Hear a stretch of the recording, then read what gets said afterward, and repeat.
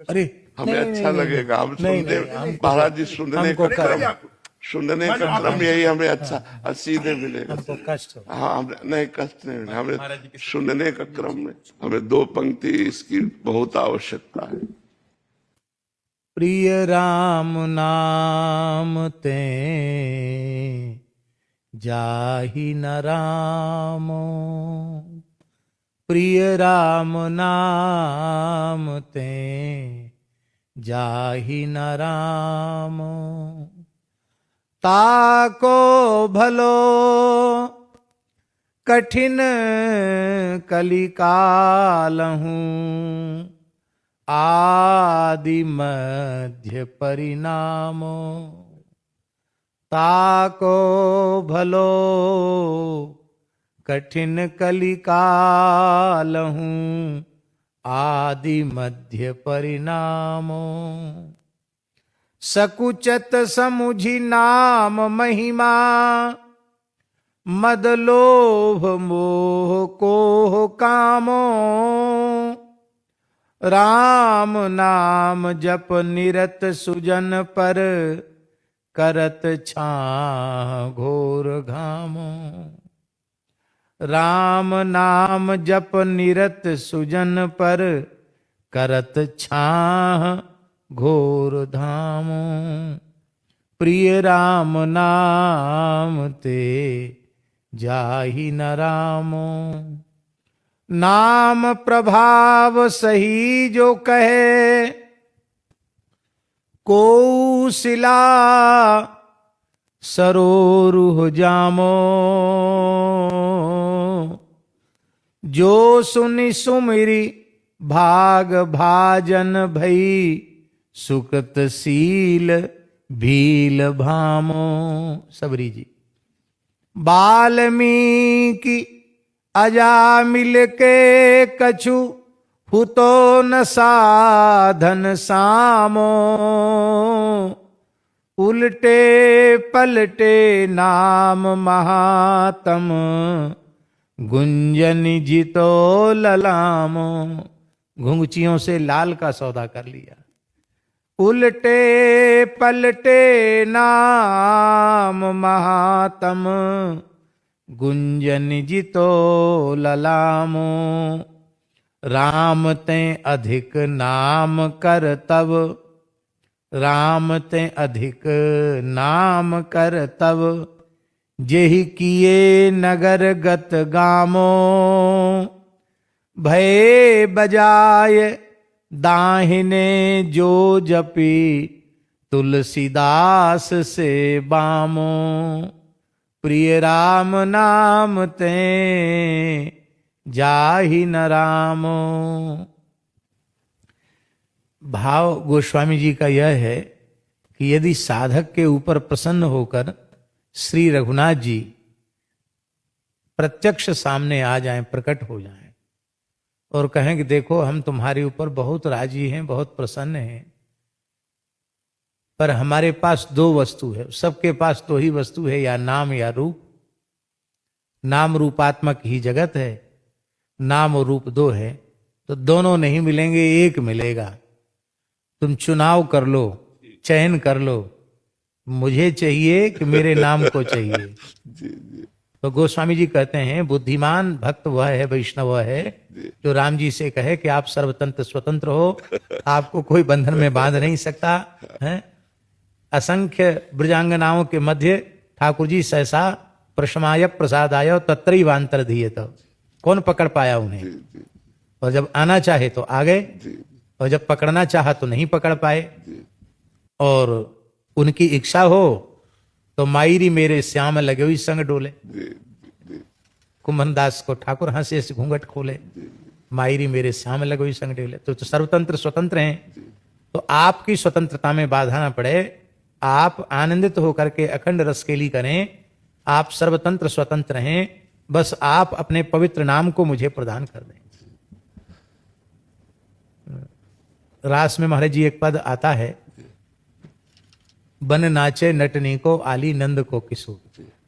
श्री जी गाती हैं अपने मुखारविंद से। तो उसमें एक पंक्ति आती है, कहाँ जाएगी पतंग तेरे हाथ में है डोर, कहाँ जाएगी पतंग तेरे हाथ में है डोर, बन नाचे नटनी को आली नंद को किशोर। पूज्य गुरुदेव श्री भक्तमाली जी कहते थे कि यह पंक्ति बहुत रसमयी है।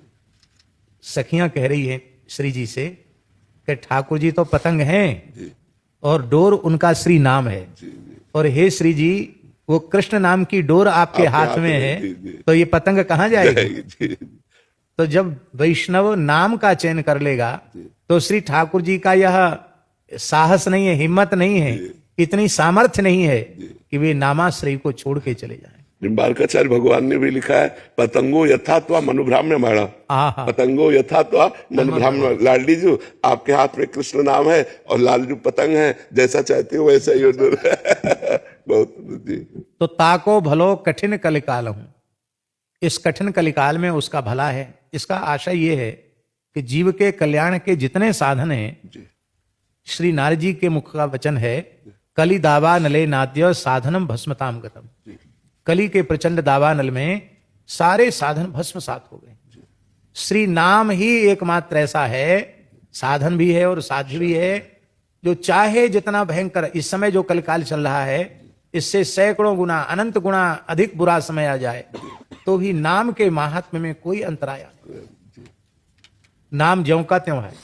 लीला में मिलावट हो गई, कथा में मिलावट हो गई, व्यवहार में मिलावट हो गई, खाने पीने की वस्तुओं में मिलावट हो गई, मनुष्य में मिलावट होगी, वर्ण संकरता आ गई, पर चाहे जितना भयंकर समय आ जाए, श्री कृष्ण नाम में, श्री राधा नाम में, श्री राम नाम में, श्री किशोरी जी के नाम में मिलावट संभव नहीं। बहुत इसलिए ताको भलो कठिन कलिकाल, कठिन कलिकाल में भी उसके कल्याण में किंचित प्रकार का भी संदेह नहीं है। आदि में भला है, मध्य में भला है और परिणाम में भी भला है। इसलिए गोस्वामी जी ने कहा, राम नाम गति, राम नाम मति, राम नाम अनुरागी हुए गए हैं, जो होंगे आगे तेई गनियत बड़ भागी। वे ही भाग्यशाली कहलाने योग्य हैं। कहते हैं नाम की महिमा को समझ करके मद लोभ मोह कोह काम, ये जितने विकार हैं ये संकुचित हो जाते हैं। ये बहुत बहुत हिम्मत बांधते हैं कि हमने बड़े बड़े योगी यति तपियों को चारों खाने चित्त कर दिया, धूल चटा दी, बड़े बड़े कोई पानी पी के, कोई हवा पी के, कोई पत्ता खा के भजन करने वालों को भी हमने धूल चटा दी, और अब हमसे बड़ा वीर कौन है? हमने बड़े बड़े देवता जीत लिए, इंद्र महेंद्र को, ब्रह्मादिक देवताओं को भी जीत लिया। तो कहते वे जो इतनी डींग हाँकते हैं कि हमने बड़े बड़े लोगों को चारों खाने चित्त कर दिया, वे भी जब नाम महिमा श्रवण करने बैठ जाते, विकार भी, तो बहुत संकुचित हो जाते हैं कि नाम की अचिंत्य अपरिमित शक्ति के आगे तो हम कुछ भी नहीं है। तो सकुचत समुझ नाम महिमा मद लोभ मोह कोह काम। इसमें गोस्वामी जी ने सबसे पहले मद का नाम लिया। मद माने अहंकार, और सारे विकार अहंकार से ही उत्पन्न होते हैं। इसलिए भगवान कपिल ने कहा, अहम ममाभिमानोत्थै ही काम लोभादि विरमलैहि वीतम यदा मनः शुद्धम अदुक्खम असुखम समम। संपूर्ण षड विकारों का बीज है अहम और मम, मैं और मेरेपन का अभिमान।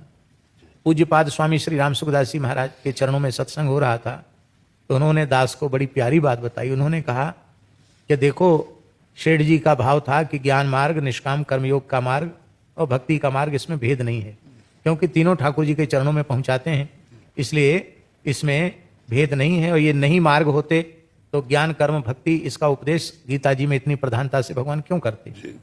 कि तीनों हैं, अधिकारी भेद से सब है, लेकिन भक्ति मार्ग की उत्कृष्टता क्यों है? तो दास ने कहा, महाराज जी आप ही अपने मुखारविंद से कहें।